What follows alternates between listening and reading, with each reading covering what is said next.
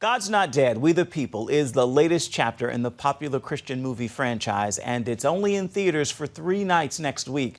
I caught up with one of the stars, Isaiah Washington, to learn more about why he came to play a congressman in the film and how he looks to God for guidance in the roles he takes. Freedom is a fragile thing, and it's never more than 1 generation away from extinction. And what made you say yes to the God's Not Dead franchise? Have never known it again. Let's face it, your God, your book, they're in the way. I like to pick projects that make me feel like I am being of service. Started because one man chose a hill he was willing to die on.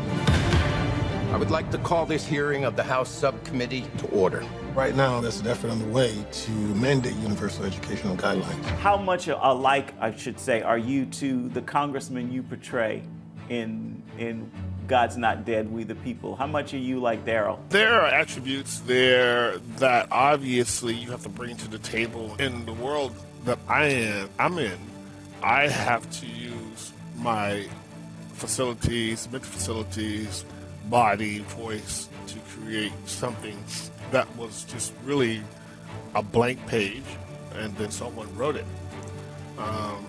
It's always interesting that people say, "Oh man, you were so believable. You were so this, you were so that."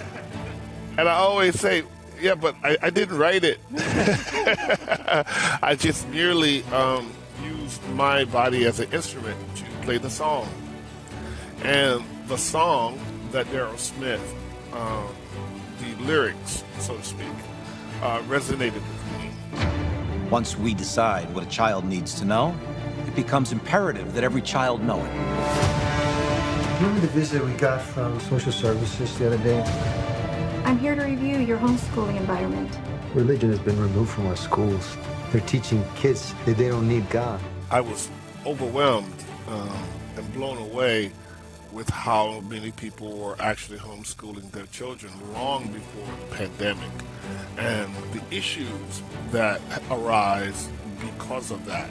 And me being a father of a 22-year-old, a 19-year-old, and now 16-year-old, and being blessed and fortunate enough to have had them in public schools since they were in nursery, I felt that it was my duty to be able to speak on behalf of those who probably would never have a platform to talk about their challenges and their issues.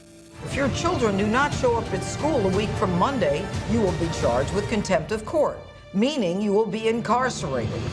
Do you feel that what you do is your calling? You were called to do what you're doing today? Oh, absolutely, 100%. Just want to make sure you understand what you're fighting here. Our district teaches a revisionist version of history.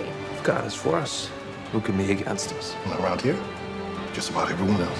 Did you on purpose tie yourself to a faith-based project? I actually knew nothing about David A.R. White before. Wow.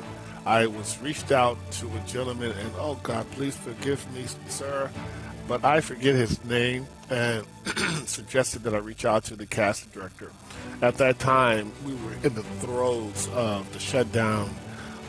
So the offer didn't come in, and then it came back again, and then it became very real, and then the casting, then the offer, and then I got a chance to read the script, the character, and the entire story. I tried very hard to pick projects that will resonate with individuals for a long time after they've seen it, and money is not everything to me, it never has been.